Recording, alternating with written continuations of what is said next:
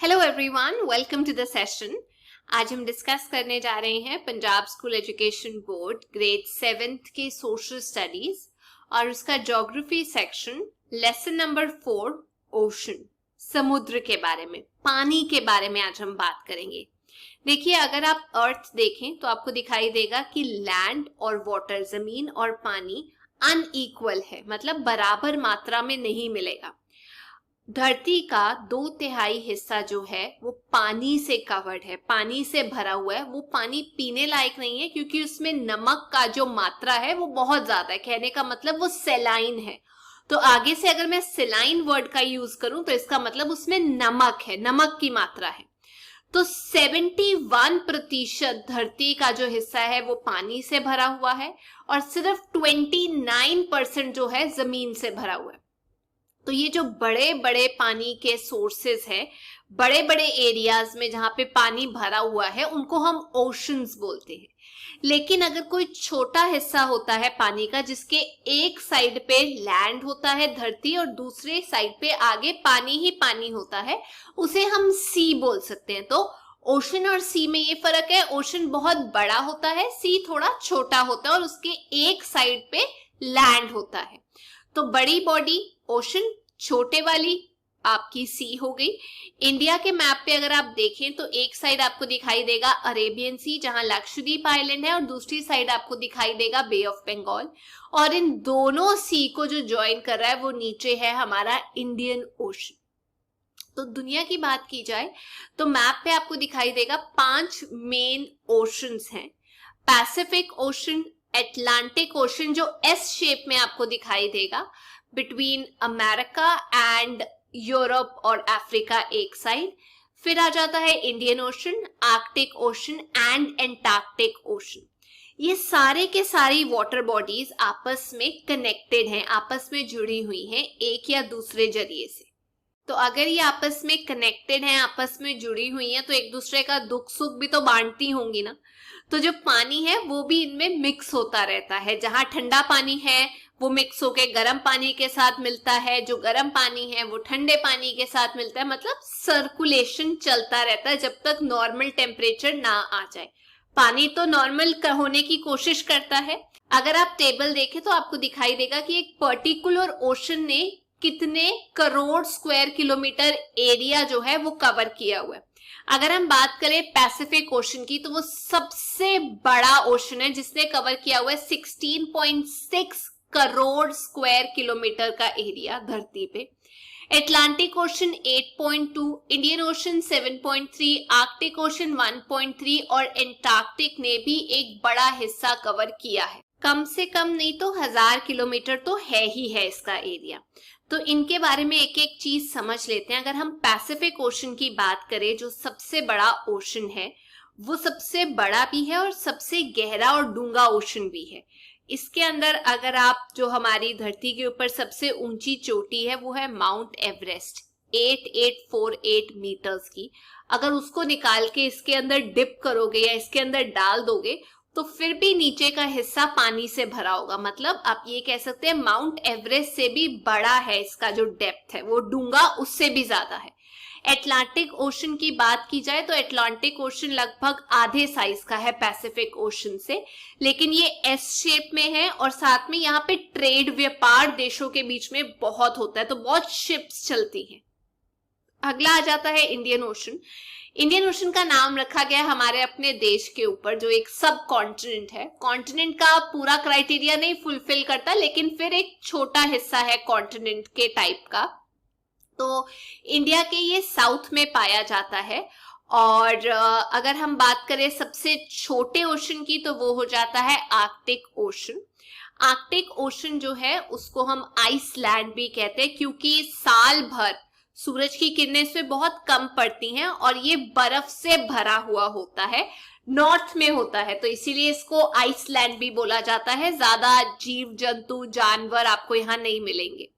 और नीचे की बात की जाए साउथ पोल की तरफ आपको 5वां ओशन मिलता है, सबसे छोटे वाला एंटार्क्टिक ओशन, जो माना जाता है एक तरीके से एक कॉन्टिनेंट ही है, उसके आसपास है, क्योंकि बाकी सारे ओशंस जाकर नीचे इसमें मिलते हैं। तो जो ओशन वाटर होता है वो सेलाइन होता है, मतलब आप उसे पी नहीं सकते, उससे नमक निकाला जा सकता है, मिनरल्स निकाले जा सकते हैं, लेकिन वो पीने लायक नहीं होता। क्योंकि मुझे पता है ये क्वेश्चन आएगा कि इतना पानी है, फिर पानी की किल्लत क्यों है, पानी की कमी क्यों है? क्योंकि जब पानी है वो पीने लायक नहीं है। अब हम समझते हैं फ्रेश वाटर और सेलाइन वाटर, नमकीन वाटर के सोर्सेस, की वो कहां से मिलता है और कैसे फॉर्म में मिलता है। देखिए, पानी जो है हमारी धरती के ऊपर जो मिलता है वो अलग अलग फॉर्म में मिलता है। जैसे आइसक्रीम की वैरायटी अलग अलग होती है, बट होती तो आइसक्रीम है, कोई ज्यादा मीठी होती है, कोई आपकी हेल्थ को ठीक रखने के लिए होती है, मतलब अलग अलग पदार्थ की बनी होती है। जो मीठे की मात्रा है वो अलग अलग होती है इसके अंदर। तो वैसे ही पानी हमें रिवर्स में मिलता है, नदियों में मिलता है, कैनाल्स में मिलता है, लेक्स में मिलता है, सी और ओशन में मिलता है। और इसके अंदर बहुत सारे मिनरल्स, बहुत सारे सॉल्ट डिजोल्व होते हैं पानी के अंदर कुदरती तौर पे। तो इसीलिए ये पीने में बहुत नमकीन किस्म का लगता है, आप पी नहीं सकते इस पानी को। लेकिन यही पदार्थ जो हैं ये बहुत जरूरी होते हैं लिविंग बींग्स के लिए। हम पानी से बहुत सारी चीजें निकालते हैं, ओशन से बहुत सारी चीजें निकालते हैं। तो ये जो मिनरल्स हैं जो पानी में पाए जाते हैं, ये प्लांट्स, एनिमल्स, जीव जंतु, पेड़ पौधों के लिए बहुत जरूरी होते हैं। अब जो वाटर बॉडीज है, ये सारे सोर्सेज है, रिवर्स, कैनाल्स, लेक्स, इनको पानी कहाँ से मिलता है? इनको पानी मिलता है या तो बारिश से, या फिर जब बर्फ जो है वो मेल्ट करते करते नीचे आती है तो वो नदी का रूप ले लेती है, फिर वो आके आपके नीचे प्लांट्स को पानी देती है, बाकी सब जीव जंतुओं को पानी देती है। तो वो जो रेनफॉल की फॉर्म में आपको पानी मिलता है या बर्फ मेल्ट होके जो पानी बनाती है वो फ्रेश वाटर होता है, यानी नदियों में फ्रेश पानी होता है। धरती के नीचे जो पानी होता है वो भी फ्रेश पानी होता है, तभी ट्यूबवेल वेल के थ्रू पानी जो है वो नीचे से निकाला जाता है, क्योंकि वो पीने लायक होता है, हम उसे यूज कर सकते हैं। तो इससे हम यही समझते हैं कि जब पानी मेल्ट होके ऊपर से नीचे आता है, बारिश की फॉर्म में आता है, तो वो नीचे धरती के नीचे जाता रहता है, फिल्टर होता रहता है। जैसे हम लोग फिल्टर यूज करते हैं घर में पानी साफ करने के लिए, वैसे ही धरती का अपना फिल्टर होता है जिसके जरिए पानी नीचे जाके स्टोर हो जाता है। फिर हम ट्यूबवेल्स, हैंड पंप्स के जरिए, वेल्स के जरिए, कुएं के जरिए उसको खींचते हैं, बाहर निकालते हैं। तो अब हमने ये सीखा कि जो फ्रेश वाटर है वो हमें किस किस तरीके में, किस किस रूप में मिलता है। रेनफॉल, बारिश, जो आइस मेल्ट होती है ग्लेशियर से और नदी का रूप लेती है, कैनाल्स, ट्यूबवेल्स जो पानी नीचे से आता है। तो 3 इंपॉर्टेंट चीजें याद रखना, बारिश, ग्लेशियर्स और जो नीचे से हम पानी निकालते हैं। क्लियर? अब ये पानी जो रिवर्स के अंदर होता है, लेक्स के अंदर होता है, ये होता क्या है, जब हीट पड़ती है, सन की किरणें इनके ऊपर पड़ती है तो पानी गर्म हो जाता है। जब पानी गर्म हो जाता है तो वो इवेपोरेट होना शुरू हो जाता है, ऊपर उठना शुरू हो जाता है।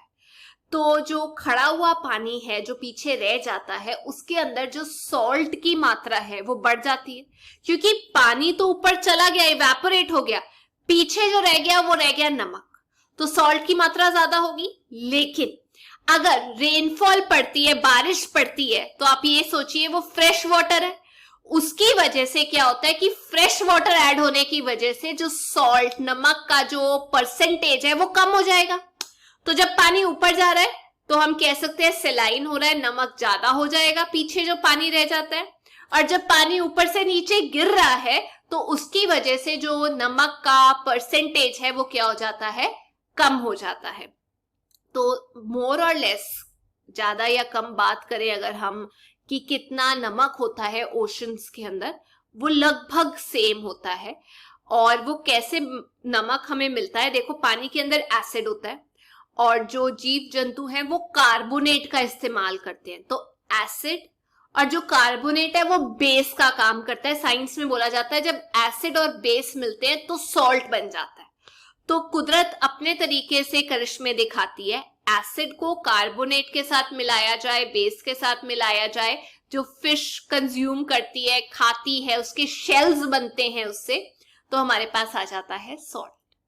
अब देख लेते हैं सेलाइन वाटर, वो जो नमक वाला पानी है वो कहाँ कहाँ पाया जाता है।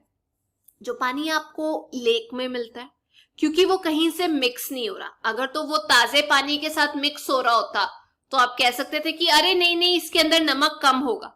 लेकिन जो पानी लेक के अंदर खड़ा हुआ है वो तो कहीं हिल ही नहीं रहा, उसके अंदर तो नमक होगा ही होगा, सॉल्ट होगा।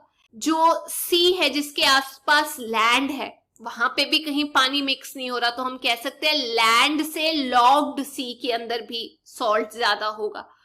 जो ओपन खुले ओशंस हैं जहां पर ज्यादा गर्मी होती है वहां पर भी कई बार सॉल्ट जो है वो बहुत ज्यादा होता है। ये हम आगे पढ़ेंगे कि कहां पर सॉल्ट ज्यादा होता है, क्योंकि गर्मी हो रही है, इवेपोरेट हो रहा है पानी और नीचे क्या रह जा रहा है, सॉल्ट। तो ओपन ओशन में जहां पानी मिल रहा है, मिक्स हो रहा है, वहां पे भी सैलिनिटी होती है। क्यों होती है? क्योंकि गर्मी पड़ने की वजह से इवेपोरेशन होती है और पीछे सारा सॉल्ट रह जाता है। आपको मालूम है डेड सी आप मैप पे देख सकते हैं, वहां पर सबसे ज्यादा सैलिनिटी होती है। वो सी के आसपास लैंड है और अगर कोई इंसान जिसको स्विमिंग नहीं करनी आती वहां स्विमिंग करने जाए तो इतना सैंड है कि आपको वो डूबने नहीं देगा। जी हाँ। अच्छा, अब आप सोच रहे होंगे कि मैम हमने पानी को हमेशा चलते हुए देखा है, मूव होते हुए देखा है ओशंस के अंदर वेव्स की फॉर्म में। कई बार होगा कि पानी कहीं एक जगह पर रुका हुआ है, स्टिल है, वरना वो ऐसे चलता रहता है वेव्स की फॉर्म में। तो देखिए ये जो मूवमेंट है पानी की, इसकी लाइफ भर चलती रहती है, एक जगह से दूसरी जगह ये पानी जो है ये चलता रहता है। रिपल्स की फॉर्म में बुलबुले करके निकलता है। जब आप रिपल्स कैसे बोल सकती हूँ, जब आप कोई पत्थर पानी के अंदर फेंकते हैं तो रिपल बन जाती है, पानी तो हिल रहा है। वेव्स, टाइड्स क्या होता है, जब पानी कोई और ग्रह अपनी तरफ खींचता है तो पानी उठता है। या फिर सुनामी, इसके बारे में हम पढ़ेंगे, जो बहुत भयंकर वेव्स हैं जो आती हैं। तो हम ये कह सकते हैं कि पानी जो है धरती का एक दूसरे से मिक्स होता रहता है एक या दूसरे जरिए से। तो अब पानी की 3 तरीके की मूवमेंट होती है। पहला होता है वेव्स के जरिए, दूसरा ओशन करंट्स और तीसरा मैं आपको पढ़ाऊंगी टाइड्स। तो शुरू करते हैं वेव्स। देखो, जो पानी ओशन के अंदर होता है वो मूव क्यों करता है? वो इसलिए मूव करता है क्योंकि उसके ऊपर हवा चल रही होती है, विंड चल रही होती है। तो विंड वो ऊपर वाले हिस्से को मोशन में लेकर आती है। और आपको एक इंटरेस्टिंग बात बताती हूँ, जो पानी हमें चलता हुआ दिखाई देता है वो ऐसे मूव करता है, वो एक्चुअली ऐसे वेव्स की फॉर्म में नहीं करता। सिर्फ ऊपर वाला पानी ज्यादा स्पीड पे हिल रहा होता है, नीचे वाला बहुत कम स्पीड पे चक्कर लगा रहा होता है। तो ये वेव जो है वो पूरा एक सर्कल लगाती है। आप देख सकते हैं वेव ऊपर वाला पूरा एक सर्कल लगाती है, पूरा बड़ा सर्कल ऐसे करके आगे चलती है। नीचे की साइड पे जो सर्कल्स हैं वो छोटे होते जा रहे हैं। आप देख लीजिए वेव की मूवमेंट कैसे होती है। ये काफी लोगों को नहीं पता होता, तो आप तो इंटेलिजेंट है, आपको पता होना चाहिए। तो कहने का मतलब हवा चल रही है, अगर तेज चल रही है तो ज्यादा मूवमेंट होगी, ज्यादा पानी हिलेगा। अगर कम स्पीड पे हवा चल रही है तो छोटी वेव्स आएंगी। अब ये क्या होता है, जब ये रिपल्स आती हैं जिनको हम वेव्स कहते हैं, एक तरीके का उठाना पानी को और गिराना, ये विंड की स्पीड पे डिपेंड करता है कि उस समुद्र के ऊपर, उस ओशन के ऊपर किस स्पीड से विंड जा रही है। जो वाटर वेपर हैं वो क्या करते हैं, ऊपर जाते हैं फिर नीचे आते हैं, ऊपर जाते हैं फिर नीचे आते हैं, मतलब कुछ हिस्सा ऊपर जाकर नीचे ऐसे मूवमेंट करता है। अब जब वो हिस्सा ऊपर की साइड को होता है तो उसे हम कहते हैं क्रेस्ट, और जब वो एक मिनिमम लेवल से नीचे की तरफ को जाता है उसे हम कहते हैं ट्रफ। तो ये लेवल है, अगर ये यहां से ऊपर जा रहा है उसको क्रेस्ट कहते हैं, नीचे जाने को हम कहते हैं, जब वो नीचे जाता है, ट्रफ। तो जब एक साइक्लोन आता है, बहुत तेज पानी का गोला जब वो आता है तो बहुत सारी वेव्स की वजह से बनता है और बहुत पानी के छींटे पड़ते हैं। आप देख सकते हैं साइक्लोन कैसे आता है। कई बार तो जो शिप्स हैं जो समुद्र में सेल कर रही होती हैं, ओशन में सेल कर रही होती हैं, जा रही होती हैं, उनको तबाह कर देता है, इतनी स्पीड से आता है गोल गोल। और जो वेव्स हैं जब वो तट पे आती हैं तो कई बार क्या होता है, कुछ सामान छोड़ जाती हैं, कई बार कुछ सामान ले जाती हैं। इसको हम यूज करते हैं ट्रांसपोर्ट के लिए भी, शिप्स को अंदर लेकर आना, बाहर लेकर आना। वो कैसे होता है ये मैं आप लोगों को बताऊंगी। अब मान लीजिए एक वेव आई है ऐसे करके, तो तट पे जितने भी पत्थर पड़े हैं वो क्या करती है, वो अपने साथ ले जाती है और समुद्र के नीचे जो जमीन है वहां पर डिपॉजिट करती जाती है और डिपॉजिट करती जाती है। इतना क्लियर हो गया वेव्स क्या होती है, कैसे चलती हैं, क्रेस्ट और ट्रफ क्या होता है। अब हम चलते हैं सेकंड पॉइंट की तरफ, जिसे हम कहते हैं ओशन करंट। तो क्या ओशन के अंदर सचमुच करंट होता है? नहीं। ओशन करंट होता है जब ओशन के अंदर पानी एक स्पीड से जा रहा होता है, एक पर्टिकुलर दिशा में, एक पर्टिकुलर डायरेक्शन में, उसे हम कहते हैं ओशन करंट्स। तो जो ओशन करंट्स होते हैं वो पानी को एक जगह से दूसरी जगह लेकर जाते हैं ताकि पानी मिक्स होता रहे। अब दो तरीके के ओशन करंट्स होते हैं, ये तेज भी हो सकते हैं, स्लो भी हो सकते हैं। इनकी जो स्पीड है वो 2 किलोमीटर पर घंटे से 10 किलोमीटर पर घंटे के बीच में होती है। अब ये दो तरीके के जो ओशन करंट्स होते हैं, एक होता है गर्म पानी का ओशन करंट। अब आप खुद सोच रहे होंगे गर्म पानी कहां से आ रहा होता है। जो वार्म ओशन करंट है वो गर्म इलाकों से आ रहा होता है। और गर्म इलाका कौन सा होता है? जो इक्वेटर के आसपास है। सिंपल कॉन्सेप्ट दिमाग में, गर्मी जहां होती है वहां से जो पानी निकलता है एक डायरेक्शन में, उसे वार्म वाटर करंट कहते हैं। और जो ठंड के इलाकों से निकलते हैं, पोलर एरिया से, उसे हम कोल्ड वाटर करंट कहते हैं। तो इक्वेटर से निकलने वाले में गर्मी, वो पोल्स की तरफ को जाता है। पोल से निकलने वाले में ठंड, उसे हम कोल्ड वाटर करंट कहते हैं। तो ये आपस में मिक्स होते रहते हैं। तो ये ध्यान रखना कि कौन सी डायरेक्शन में जो जा रहा है उसका उस हिसाब से टेम्परेचर होगा। आपने इसमें ये ध्यान रखना है कि जो गर्म पानी है वो ऊपर के हिस्से में रहता है पानी के। तो गर्म पानी क्योंकि हल्का होता है वो ऊपर ही तैरता है। जो ठंडा पानी है वो भारी होता है, तो वो नीचे के हिस्से में मिलेगा आपको ओशंस के। अब आप ये सोचिए कि मैम ये पोल से इक्वेटर तक पानी कैसे जाएगा, मतलब इसको धक्का लगाने के लिए कुछ होता है? वो डिस्कस करने से पहले मैं आपको ये प्लैनेटरी विंड्स दिखाना चाहती हूँ जो आपके ग्रह पे हमेशा चलती है, मतलब साल भर ये इसी डायरेक्शन में चलती है। तो अगर आप देखें इक्वेटर से जो निकल रही हैं उनको हम ट्रेड विंड्स बोलते हैं। ऊपर जो निकल रही हैं वो वेस्टर्लीज होती है।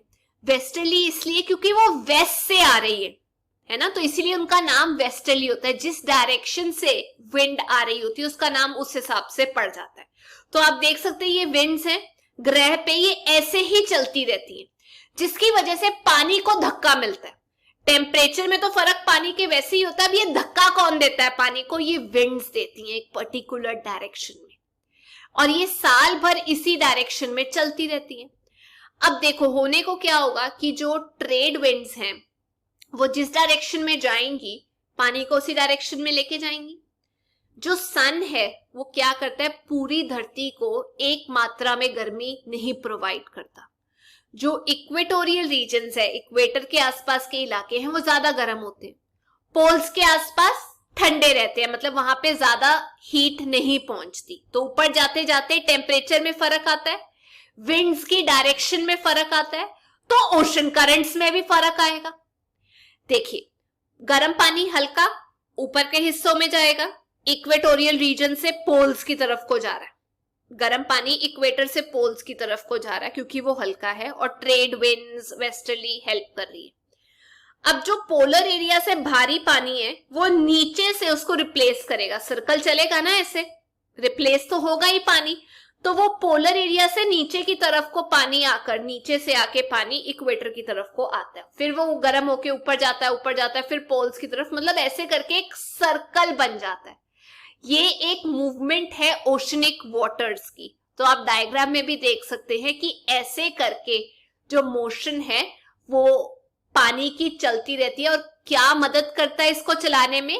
प्रिवेलिंग, या उधर कह सकते हैं हम प्लैनेटरी विंड्स। तो प्लैनेटरी विंड्स के अलावा और क्या कारण था? टेम्परेचर में फर्क पानी के, सैलिनिटी में फर्क पानी के, क्योंकि मैंने आपको बताया पूरे जो दुनिया के ओशंस हैं उनमें सेम सॉल्ट कंटेंट नहीं होता। जहां पर सॉल्ट ज्यादा होता है वो पानी भारी हो जाता है, जहां पर सॉल्ट नमक कम मात्रा में होता है वो पानी हल्का हो जाता है। तो ये भी मिक्स होता रहेगा। लाइटर जो हल्का पानी है वो ऊपर आ जाएगा, जो हैवी पानी है वो नीचे जाएगा। तो बहुत सारे कारण हैं जिसकी वजह से ये मूवमेंट हो रही है। टेम्परेचर, सैलिनिटी, धक्का कौन मार रहा है? वो विंड्स मार रही है। हम पढ़ेंगे इस चैप्टर में कि विंड्स धक्का कैसे मारती है। तो अब पानी को पता कैसे लगे कि किधर को जाना है? एक तो विंड्स हेल्प करती हैं, और साथ में जो कॉन्टिनेंट है, जो लैंड है, उसकी जो तट है, उसके साइड से ही होती हुई वो जाती है, अपना रास्ता बनाती है। पानी को जो शेप दो वो ले लेता है उसकी शेप। तो कॉन्टिनेंट्स जो है उसको डायरेक्शन देती है कि नहीं नहीं नहीं, तो इधर से नहीं, इधर से, इधर से, इधर से, ये साइड साइड से निकल, साइड साइड से निकल। तो कॉन्टिनेंट्स जो हैं वो उसकी स्पीड को भी अफेक्ट करते हैं, और साथ ही साथ अर्थ भी तो घूम रही है, तो अर्थ जो घूम रही है वो भी तो उसकी स्पीड अफेक्ट करेगी। अरे भाई तू थोड़ा धीरे चल, अरे भाई तू थोड़ा तेज चल। तो ये जो वर्ल्ड में वाटर करंट्स हैं, जो पानी एक पर्टिकुलर डायरेक्शन में जा रहा होता है, दो किस्म के, हॉट और कोल्ड, इसकी डिस्कशन हम नेक्स्ट क्लास में करेंगे। पर आप एक बार ये डायग्राम जरूर देख लीजिएगा कि पानी जो जा रहा है वो कैसे कैसे घूमता जा रहा है, एक दूसरे में सर्कुलेट हो रहा है, मिल रहा है। ठीक है, पर जाने से पहले मैं आप लोगों से 2 क्वेश्चंस जरूर पूछना चाहती हूँ। पहला क्वेश्चन ये कि एस शेप्ड का जो ओशन होता है उसका क्या नाम है, और दूसरा क्वेश्चन ये कि ऐसे ओशन का नाम बताओ जो किसी देश के नाम पे रखा गया। तो ये थी आज की क्लास। अगर आपको वीडियो अच्छा लगा तो please make sure you like, share and subscribe. हम फिर मिलेंगे। Till then take care, bye bye.